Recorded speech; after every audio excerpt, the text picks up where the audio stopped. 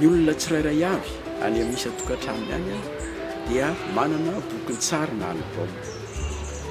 Fanahoana ny tehirizina ireny album amin'ny fianakaviana ireny. Ao ny sary tamin'ny voateraka, ao ny sary tamin'ny natao komuniona fandraisana fanasany tompo, ao ny sary tamin'ny fanokanana dekona, ao ny sary tamin'ny mariazy, ao ny sary tamin'ny fitsangatsangana taty sy daroa.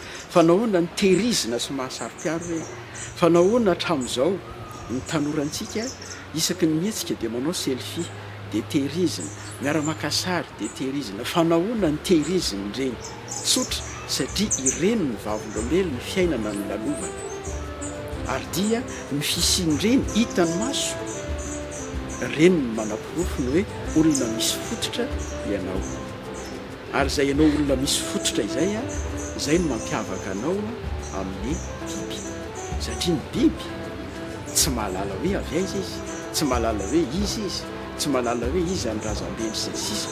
Izany hoe tsy manana izay verina ho maha-zava-dehibe ny lasa mihitsy ka mampiorina azy olona manana ny maha-izy azy araka le fomba fitenina andrinam-ponomerina hoe olona manako tantaray, izany hoe olona manana ny maha-izy azy.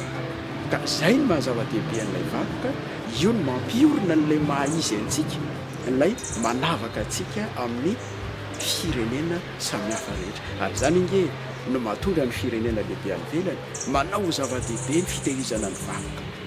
Hitantsika ohatra hoe may Notre-Dame tahaka ny ahoana ny fiazakazahan'ny frantsay nanangom-bola nanarina an'izany ary tena narenina araka le endrika nahafantarana azy. Raha mijery sika n'ireny tranon-doko lehibe malaza sy ny sisy ireny, mijery sika ny toeram-ponenan'ny olo malaza tamin'ny fotoan'androny dia tehirizina amin'ilay endrika tena nahafantarana azy satria reharehan'ilay firenena ny fananany hoe ty olo n'ity zao no nataony dia lasa reharehan'ilay firenena manontolo akoatrany hoe mampidibola ho an'ilay firenena koa izany satria aza atoloina fa ny vakoka dia anisan'ny vokatra izay misarika olona. Misy lafiny anankiroa ny amaliko azy.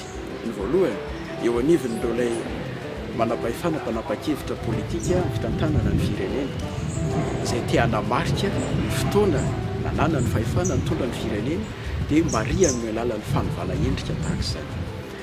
Ary izany fomba fanaon'ny mpanjaka tany aloha hoe rehefa manjaka ny mpanjaka anankiray ho fanamariana izay le fotoana nanjakan'izay dia manao lapa izy na manova anarana tanàna izy hoe manomboka izao ty tanàna ity dia izao indray no antsoina hoe anarana ny anarana izany fa tsy mitovy amin'le teo aloha. Ireny izany dia endrika entina maneho ilay fiatran'ilay fananana fahefana.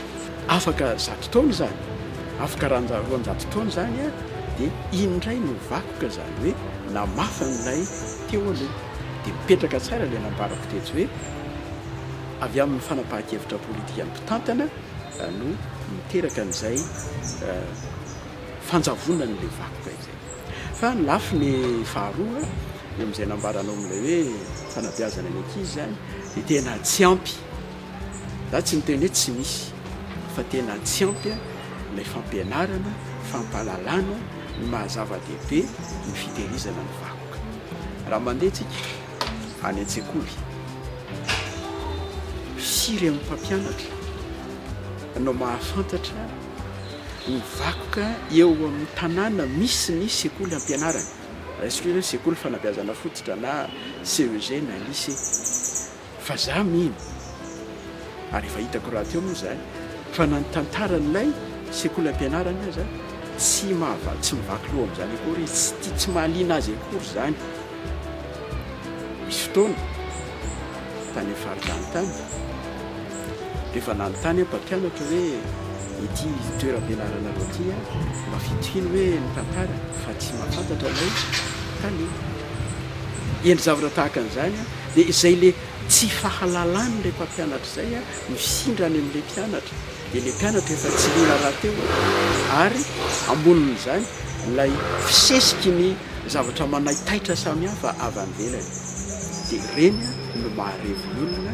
Dia isika malagasy raha teo manana n'ilay toetra hoe tia vao dia mitodika makany amin'ilay zava-baovao mahaliana daholo na dia mandalo fotsiny aza dia mipetraka ary sarotra esorina ny hoe ny zavatra gasy tsy dia makaiza loatra dia tsy dia rarahina loatra.